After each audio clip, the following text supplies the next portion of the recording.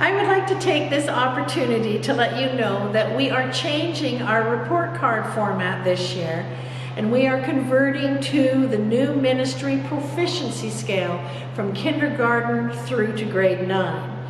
Grade 10s to 12s will continue to use the percentage performance and letter grade format.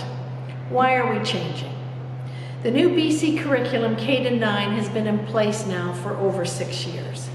And you know that the curriculum, which was once content-driven, is really now competency-focused.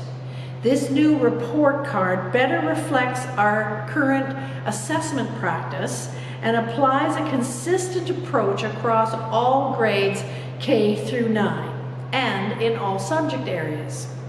In case competencies is new language for you, there are 7 core competencies in the BC curriculum that require assessment across all subject areas. And those core competencies are communicating, collaborating, creative thinking, critical thinking and reflective thinking, personal awareness and responsibility, a positive personal identity, and social awareness and responsibility. When curriculum is content-focused, students are assessed on what they know of a content. And when curriculum is competency-focused, students are assessed on what they can do, not simply what they know. So, in order to properly reflect the ministry core and curricular competencies set out for each grade and learning area, classroom assessment should rightly focus on a student's evidence of learning.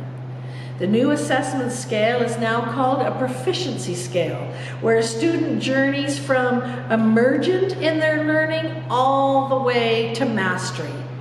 The mastery end of the scale is called extending. Extended learning must demonstrate application and knowledge of the skills, not simply the content knowledge. In the past, most subjects or learning areas had a wide variety of skills that teachers would develop in each student, then would lump those skills and knowledge together to arrive at a summative percentage performance called a letter grade. Sometimes this letter grade became a student's identity. I'm an A student, I'm a B student, oh, I'm a C student with sad face. However, we have learned that this is not very effective if we want our students to understand their personal areas of strength and the skills that they still need to develop more fully. Our new reporting system is a way to communicate to both parents and students that particular skills that each student is developing and how far along they are to reaching proficiency or extending in that skill area. To help you understand the new report card you will be receiving today, Joy Tansky will go through the report card step by step. Joy? Let's take a look at the report card from beginning to end. You'll see at the top that nothing much has changed. We have school information and student information.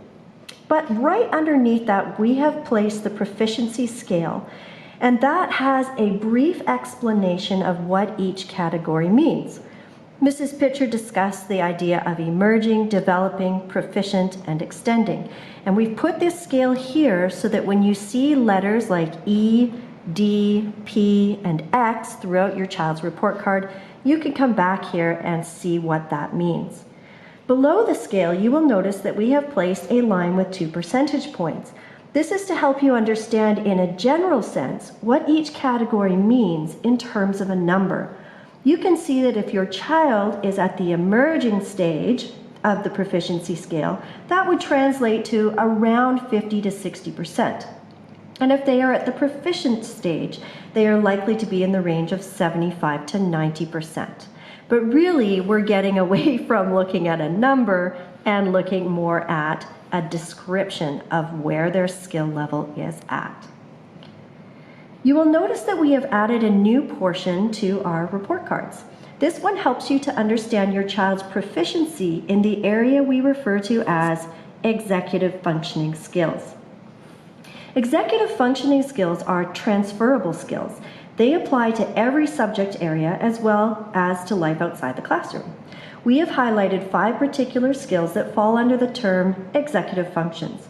As a high school team, together we assess how well your child is developing the skills of executive functioning. These are skills that you probably already can see your child developing at home as well. So does your child arrive in class on time with required skills? This student, our fictional Tim Jackson, is extending. He always shows up on time with required supplies. Can Tim follow instructions and understand what's going on in the classroom? He's proficient at that. Does Tim record, complete, and submit homework assignments on time? Not such a great skill level for Tim in this area. He would be emerging. Does Tim complete all components and multi-step questions and assignments? He's developing. He's moving towards proficiency. And self-regulation is a very important part of executive functioning, the ability to be an active, engaged participant who is focused and uses class time effectively. So that's our executive functioning skill area of the report card.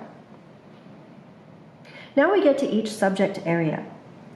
Teachers have been asked to highlight some of the key skills that students are working on throughout the year. With this style of report card, you will be able to see your child's progress throughout the year as they develop each skill. In English Language Arts 8, this term and throughout the year, we will be focusing on 3 essential skills: comprehends written, oral, and visual texts, communicates ideas through writing using detailed explanations and evidence, and correctly and consistently uses conventions.